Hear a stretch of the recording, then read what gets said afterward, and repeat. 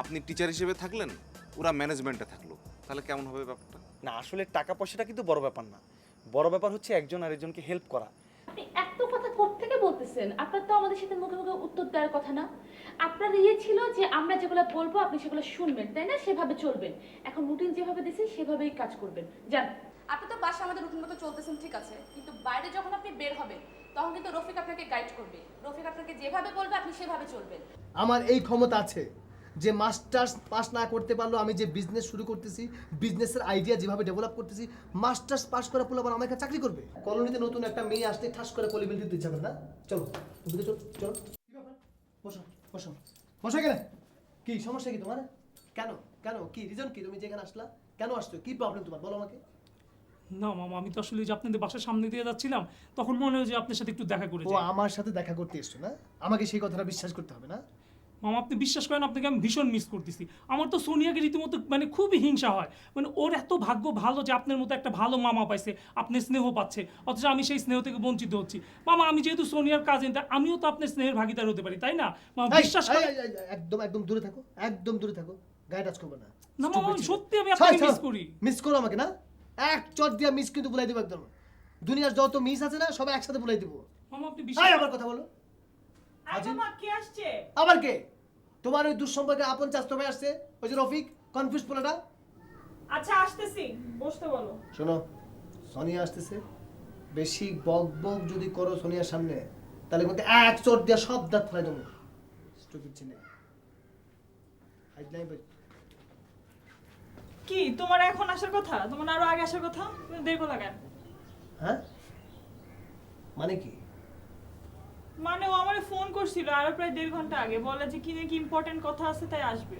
ও, কি ইম্পর্টেন্ট কথা বলো? হ্যাঁ ইম্পর্টেন্ট কথা ছিল, সেটি আবার আগে কথাবার্তা হয়ে গেছে। এই ভুল করে 4 তলায় কলিং বেল টিপ দিয়েছেন, 2 তলায় যাওয়ার কথা ছিল, রাস্তা দিয়ে যাওয়ার সময় আমাকে মিস করছিলেন না? ফাইজলামি পাইছো? হ্যাঁ এই ফাইজলামি পাইছো? মিথ্যে কথা বলো আমার সাথে। আচ্ছা তোমার মিথ্যা কথাটা বলার কোনো দরকার ছিল? এখন বলো কি ইম্পর্টেন্ট কথা বলবা। না সোনিয়া, আসলে আমি যে ইম্পর্টেন্ট কথাটা বলতে চাচ্ছিলাম সেটা হলো যে মামাকে আমি ভীষণ মিস করি। মানে এখন থেকে আমি তো সবসময় মামার সাথে থাকতে চাই। দেখছো মামা, ও তো তোমাকে ভালো কথাই বলতেছে, তোমাকে মিস করতেছে, আর তুমি কেন খালি খালি ওর সাথে এমন করো বলো তো? তোর দুঃসম্পর্কের কাজিনটা কি বলতো? সে আমাকে মিস করে মানে? সে আমার সাথে ফাইজলামি করতেছে? হ্যাঁ, মিথ্যে কথা বলার একটা সীমা আছে। এই ছেলে, মিথ্যে কথা বলো না, আমার সাথে মিথ্যে কথা বলো। মিথ্যে কথা তো ঠিক মতো গুছিয়ে বলতে পারো না। মিথ্যে কথা যদি শিখতে চাও তাহলে আমার কাছে এসো, আমি একদম সুন্দরভাবে তোমাকে শিখিয়ে দেবো। স্টুপিড ছেলে। আচ্ছা তোমার কি ইম্পর্টেন্ট কথা আছে বলো, তাড়াতাড়ি বলো। না আমি তো আসলে মামাকে যেটা বোঝাতে চাচ্ছি, মামা তো সময় দিল না মানে বোঝানোর জন্য। আমি যেটা বলতে চাচ্ছি যে মামা তো যেহেতু নতুন আসছে কলোনিতে, এখন মামা একা একা চলাফেরা করবে। আমি যদি সবসময় মামার সাথে সাথে থাকি তাহলে মামার চলাফেরা করতে সুবিধা হবে, সব জায়গা চিনতে সুবিধা হবে, সব কাজে সুবিধা হবে। দেখছো মামা, ও তোমার জন্য কত ভালো চিন্তা করছে, আর খালি খালি তুমি ছেলেটার সাথে এরকম ব্যবহার করো। সোনিয়া, ওরে বলতো আমি কিন্তু ওর চড়ায় দাঁত ফেলে দেবো। মামা ও কিন্তু আমার দুঃসম্পর্কের আপন চাস্তো ভাই। যা ইচ্ছে তাই হোক। আচ্ছা আমি তোমার ভাগ্নি না? এত পীড়িত আমার ভালো লাগে না। আচ্ছা এখন তুমি বলো তোমার আর কি কথা আছে। আমি বেটার আমি কাছে যাই। হ্যাঁ? চা খাবে না? না না আমি আগে থেকে সেখানে আমি যাই। হ্যাঁ ফোন দিও কিন্তু। এই চুপ। যেটা কার্ড ছিল ওটা হচ্ছে এডুকেশন মিনিস্ট্রির সেক্রেটারিয়েট। মানে আপনি শিক্ষা মন্ত্রণালয় পর্যন্ত পৌঁছেছেন এখন? উনি দুঃসম্পর্কের মানে কেমন যেন হয়, তো কার্ড দিছিল ওটা। তো একটু পাচ্ছেন না এখন? না এটা যোগাযোগ রাখা ভালো, আমাদের জন্য তো কাজে দিবে পরে। তা আচ্ছা সাকিব ভাই, কালকে কি যাবেন আপনি সোনিয়াদের বাসায় পড়াইতে? কেন, কি হয়েছে? না আমি তো আজকে গেছিলাম সোনিয়াদের বাসায়, বুঝছেন, যা দেখি যে উৎপাত মামাটা বসে আছে। মানে আমি গেছি আর সাথে সাথে শুরু করলো বলে যে কি এমন টিচার দিলা, সে তো ঠিক মতো পড়াইতে পারে না, তার পড়ানোর স্টাইল ভালো না। এখন তো সন্দেহ করতেছে আপনার পড়াশোনার বিষয়ে, আপনি বলে ঠিক মতো পাস করেন নাই, সে বলে এখন আপনার সার্টিফিকেটগুলি চেক করবে, বুঝছেন। আর আপনি যেই স্টাইলে পড়াইতেছেন সোনিয়া নাকি রেজাল্ট অবশ্যই খারাপ করবে। ওই মামাটা যেটা ফাউল দেখলে বোঝা যায় না, তার নিজেরই তো পড়াশোনা সম্বন্ধে কোনো আইডিয়া নেই, সে সোনিয়ার পড়াশোনা নিয়ে কী বুঝবে?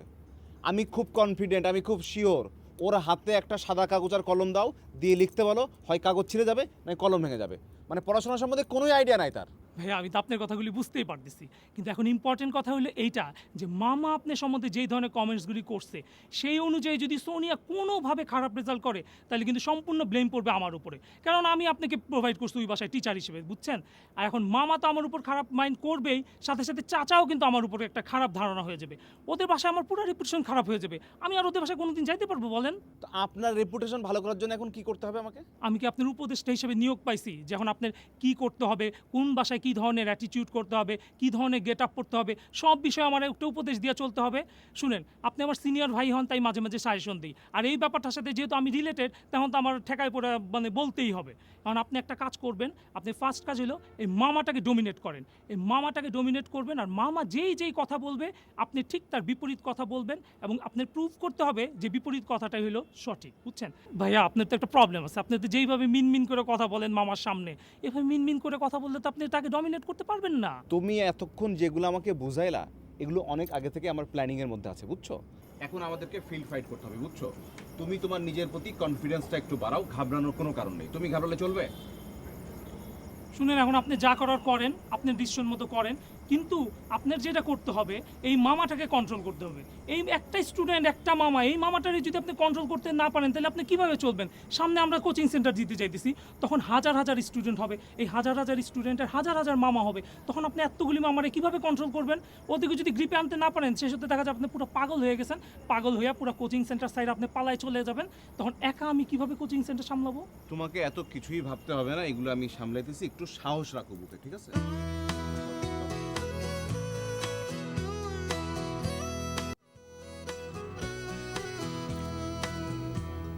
তাহলে হোয়াইট আর ব্ল্যাক লেবারের পার্থক্যটা কি?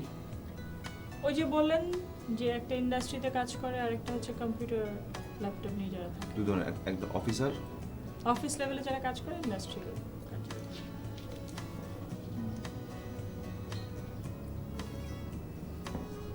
মামা নাই বাসায়? মামা আব্বু কেউই নাই, বাইরে গেছে।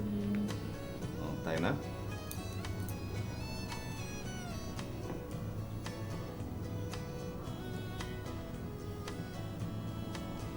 আচ্ছা, আমরা পড়াশোনা নিয়ে একটু ইনফর্মাল কথা বলি। আমার পড়ানোর যে স্টাইল, মেথড কেমন লাগছে? মাত্র তো কয়টা দিন পড়লাম, আসলে এখন কোনো কমেন্ট করতে চাচ্ছি না। না না, মানে অনেক সময় হয় না যে এরকম 1 ঘন্টা পড়াইলাম কিছুই বুঝলা না, আবার 10 মিনিট পড়াইলাম অনেক বুঝলা। আমি আসলে বুঝছি কি বুঝি নাই এটাই বুঝতে পারতেছি না। তোমার ক্যাচিং পাওয়ার কিন্তু অনেক ভালো। শোনো, আমি 15 দিনের একটা শর্ট কোর্স করাবো তোমাকে। 15 দিনে পুরা বই শেষ, পড়তে হবে অনেক কম, শিখবা অনেক বেশি, পরীক্ষা অনেক ভালো হবে। এইটাই তো চাই। আমি আসলে মানে বেশি পড়তে একদম পছন্দ করি না, কম পড়বো, কনসেপ্ট ক্লিয়ার হবে, পরীক্ষার খাতে সুন্দর করে লিখে দিয়ে আসবো, পরীক্ষায় পাশ করে যাব। এত পড়ে সময় নষ্ট করার কোনো দরকার আছে? মনে করো এটা তো বাংলা না, তাই না? এটা তো ম্যানেজমেন্ট।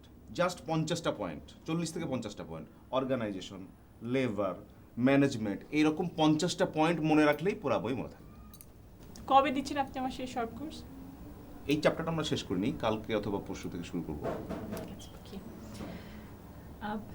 সাকিব ভাই, হ্যাঁ, ভাই বলি না? ভাই তো বলা উচিত। না ওই যে মামা আবার বলে স্যার অথবা মামা ডাকতে তো পারি। মামা মানে কি, আমি মামাকে মামা বলি, তাই না? আচ্ছা, আপনার সাথে এখন একটু মানে পড়াশোনার বাইরে কথা বলি। শিওর। আমার আবার সবসময় পড়তে ভালো লাগে না, পড়ার কথা বলতে ভালো লাগে না। না, মামা তো আসা জানি কেমন করে, এই কারণে আমি কিছু বলি না আর কি। আচ্ছা, মামা তো নাই বাসায়। আপনার ফ্যামিলিতে কে কে আছে? ফ্যামিলিতে তো আমার বাবা মা নাই, ওনারা তো অনেক আগে মারা গেছেন। সরি।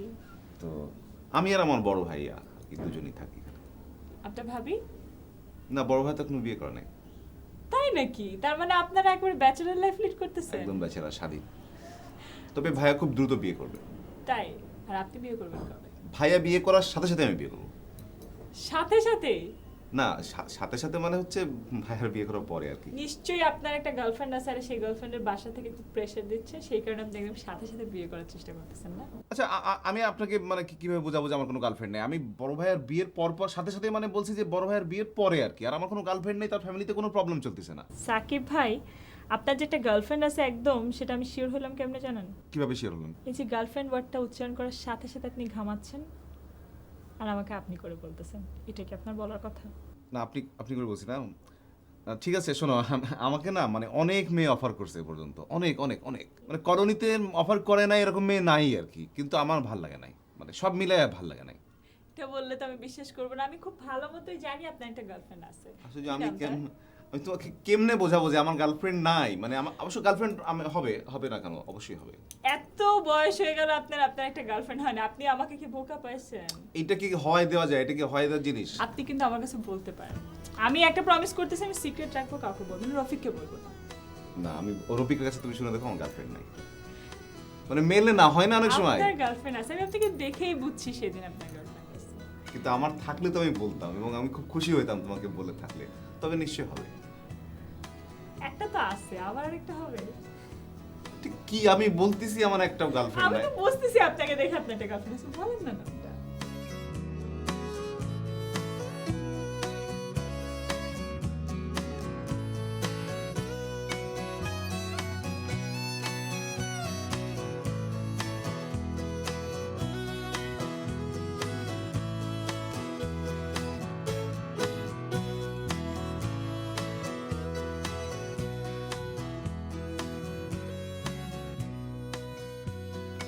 কি ভাই ডাক দিয়ে আনলেন, কি হয়েছে কোন? আরে আপনি দিয়ে মুরগির মতো জিমাইতেছেন, সারা জীবন দেখলাম মুরগি বয়ে বয়ে জিমায়, আপনি দিয়ে হুয়ে হুয়ে জিমাইতেছেন, কি হয়েছে কইবেন তো? মনটা ভালো না সজীব। মনের আবার কি হলো? না তুমি দেখো, মানে সবাই সবার মতো কিছু না কিছু করছে।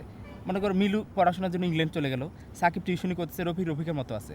কিন্তু আমি কি করতেছি সারাদিন? এই বাপের হোটেলে খাইতেছি আর মানে বাপের হোটেলে ঘুমাইতেছি, আর তো কিছু নাই আমার জীবনে। ভাই আপনি এরকম কবি সাহিত্যিক মতো ভাবুক ভাবুক হয়ে গেলেন কে? আপনি তো পুরো উদাসী উদাসী লাগতেছে।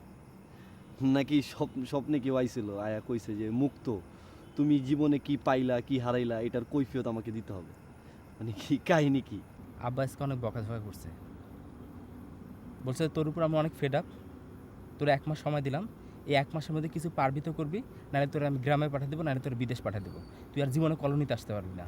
আরে আমার মা বাবা তো প্রতিদিন আমার এই কথা কয়, এসব কথা শুনতে শুনতে আমার কান পচে গেছে, এইসব কথা হই না কোনো লাভ নেই। দেখো সজীব, সবার বাবা মা এক না। আমার বাবারে তো তুমি চিনো না, মানে তার মুখ দিয়ে একটা কথা বাড়াইছে তো ওটা গুলি, ওটার ফিরত আসবো না। আর আমি নিজেও তো ভাইবে দেখলাম, মানে আমি এটা কী করতেছি আমি? আমার জীবনে কোনো এক্সাইটমেন্ট আছে?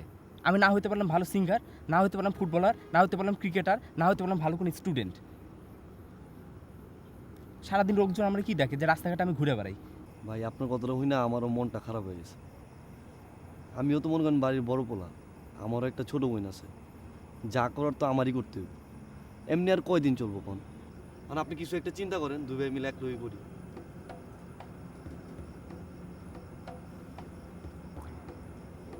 আমি কি আর দেখি রে বন্ধু,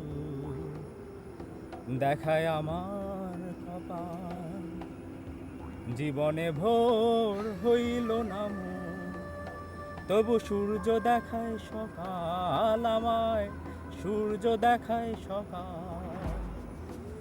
আমি কি আর দেখি রে বন্ধু, দেখায় আমার কপাল।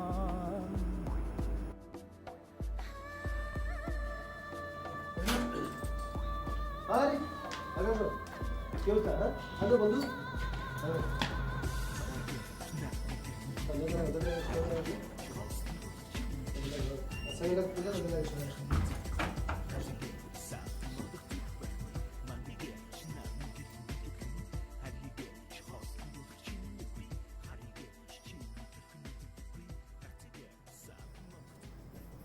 এই বাসায় পড়ানোর কিছু নিয়মকানুন ছিল, সেই নিয়মকানুন তুমি একদম মেনটেন করছো না। তোমাকে বলা হয়েছে যেমন কি আবার তোমাকে বলা হয়েছিল যে এখানে যখন আসবে একদম শান্ত শিষ্ট সুবোধ বালকের মতো আসবে, চেহারাটাকে বাংলা 5-এর মধ্যে করে রাখবা না, বই জুড়ে ফেলবা না। ভদ্রতা একটা সীমা রাখা উচিত, তাই না?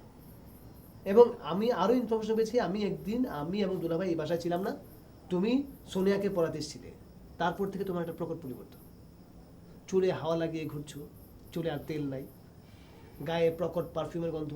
তোমাকে বলা হয়েছিল যে পারফিউম মাখা যাবে না। কি ব্যাপার বলো তো? আজকে একটু তাড়াহুড়ো ছিল, এই কারণে চুলে তেল দিতে ভুলে গেছি, মনে ছিল না। ওরে বাপ রে বাপ, হ্যাঁ তোমার সমস্যা তো আরো প্রকট। কিভাবে পড়াতে আসবে সেটা যদি তোমার মনে না থাকে তাহলে তুমি কিভাবে পড়াবে? জীবনে যা যা কিছু পড়েছো তা কি মনে আছে, না তাও ভুলে গেছো? পড়াচ্ছি তো। এই যে বাংলা 5-এর মতো চেহারাটা করে রেখেছো, এভাবে চলবে না। তোমাকে আমি একবার বলেছি চেহারাটা একদম মোলায়েম করে রাখবে, একদম শান্তির ছাপ থাকবে চেহারা, কিন্তু তোমার চেহারা দেখো একদম অশান্তির ছাপ নিয়ে আছো। আর শোনো, এরকম আওলা ঝাওলা চুল নিয়ে যখন পড়াতে আসবা, আর আমার ভাগ্নি যদি কোনোভাবে তোমার প্রতি দুর্বল হয়ে যায়, একটু প্রেম টেমের ভাব দেখায়, আমি কিন্তু আমার ভাগ্নিকে একদম দোষ দেবো না, কারণ আমার ভাগ্নি ইম্যাচিওর, ছোট। কিন্তু তোমাকে আমি কিন্তু ছাড়বো না। আমি জীবনে প্রচুর বাংলা সিনেমা দেখেছি এবং প্রত্যেকটা সিনেমার এই দৃশ্যগুলো আমার একদম মুখস্থ।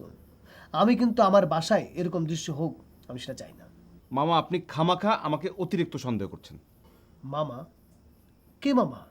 এই, আমি দরজা খুলেছি তোমার সাথে কোলাকুলি করলাম, সেটাকে মামা ভাইনের সম্পর্ক নিয়ে? বন্ধুত্বের সম্পর্ক নিয়ে কোলাকুলি করেছি। তোমার আমার সম্পর্ক হবে বন্ধুত্বের সম্পর্ক।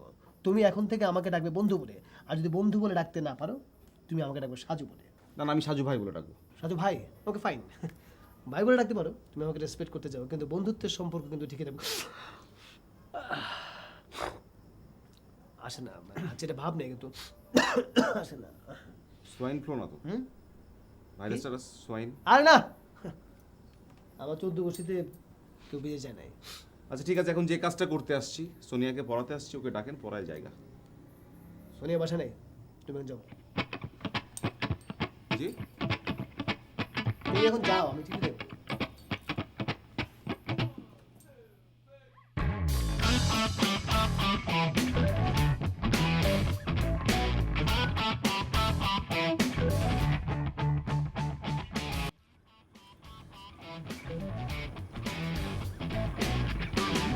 তোমার সমস্যা কি রফিক?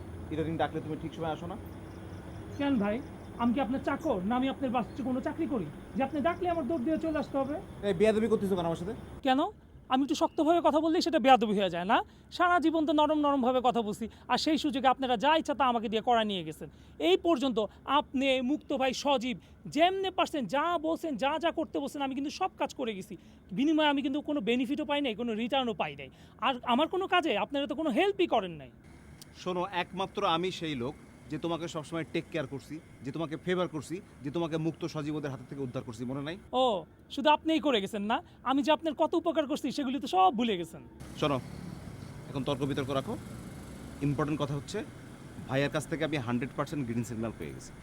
কালকে থেকে তুমি লোকেশন দেখার কাজটা শুরু করো। যত দ্রুত লোকেশন দেখা যাবে তত দ্রুত আমি কাজটা শুরু করতে চাই। সাকিব ভাই, আপনি এত এক্সাইটেড হয়ে যেতেছেন কেন? আপনার এই এক্সাইটেড হয়ে যাওয়ার জন্য জানেন এর আগে যতগুলি প্ল্যান করছেন সব কিন্তু ভেস্তে গেছে। আপনার এই এক্সাইটেড হওয়ার জন্য দেখা যাবে যে এই খবর মুক্ত ভাইয়া সজীবের কান পর্যন্ত পৌঁছে গেছে, আর ওদের কান পর্যন্ত যদি এই খবর পৌঁছায় যায় তাহলে ওরা এই কোচিং সেন্টারে ইনভলভ হতে যাবে, আর ওরা যদি একবার ইনভলভ হয় তাহলে তো বুঝতেই পারছেন পুরা প্ল্যানটা ভেস্তে যাবে। শোনো, মুক্ত সজীবকে আমি কেয়ার করি না, বুঝছো? কারণ এইটার মালিক থাকবে ভাইয়া। ভাইয়া যদি এটার মালিক থাকে, ওরা এর সামনে এসে ভিড়তে পারবে না, ঠিক আছে?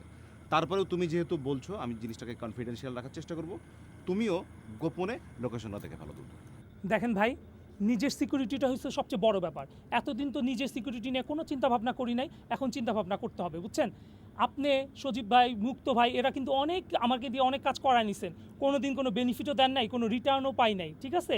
এখন থেকে আমার সেই ব্যাপারে খুব সতর্ক হইতে হবে। এই যে এত বড় একটা প্ল্যান করলাম, কোচিং সেন্টারে একটা প্ল্যান করছি, এইটার বিনিময়ে আপনি আমাকে কি কি সুযোগ সুবিধা দিবেন, কিভাবে কত প্রফিট দিবেন, সব বিষয়ে আমাকে লিখিত দিবেন, কনফার্ম করবেন, তারপর আমি আমার কাজে লাগবো, তাছাড়া আমি করবো না। ঠিক আছে, এই নাও 100 টাকা। এইটা দিয়ে তুমি লোকেশন দেখার কাজ শুরু করো।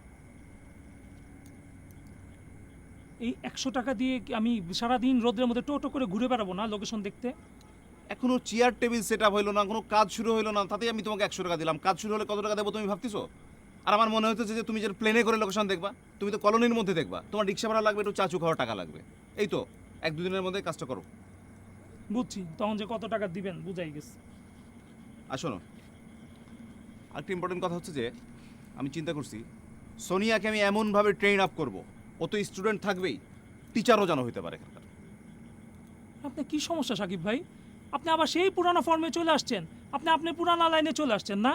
আপনাকে আমি এই সোনিয়া টিউশনিটা জোগাড় করার সময় বারবার কিন্তু আপনাকে বলে দিছি, সতর্ক করে দিছি, আপনি আর যাই করেন এখন শুধু পড়াশোনার দিকে ধ্যান ধারণা দেন, ওকে পড়াশোনা করেন, অন্য লাইনে কিন্তু যান না। আপনি কিন্তু সেটা শুনলেন না, আপনি এখন সেই সোনিয়ারে আবার সেই কোচিং সেন্টারে হাত ধরে নিয়ে আসতেছেন। আশ্চর্য, ওকে আমি ভালো করে ট্রেন আপ করে টিচার বানালে অসুবিধা নাকি?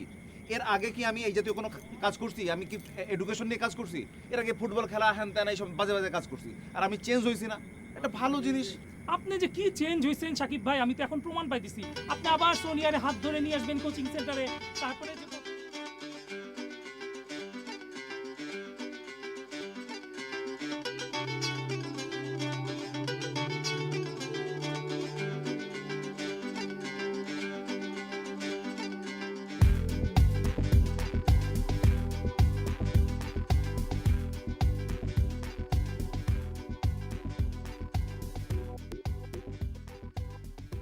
আচ্ছা বিয়া, অনেকক্ষণ তো পড়াশোনা হলো, এখন একটু পড়াশোনার বাইরে কথা বলি।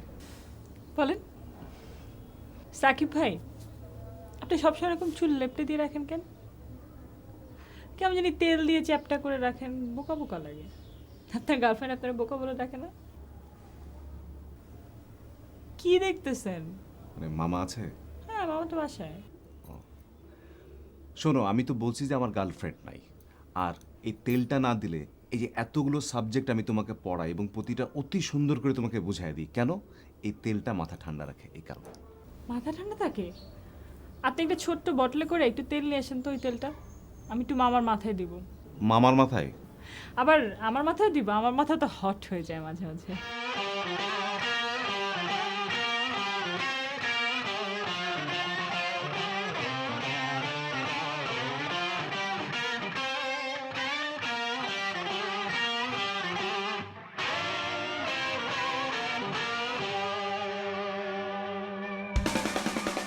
I can't play 'cause I need a reason. You're one here that I aim to pleasing. There's a joint next door and I hate to barge in, but I play better with girls watching.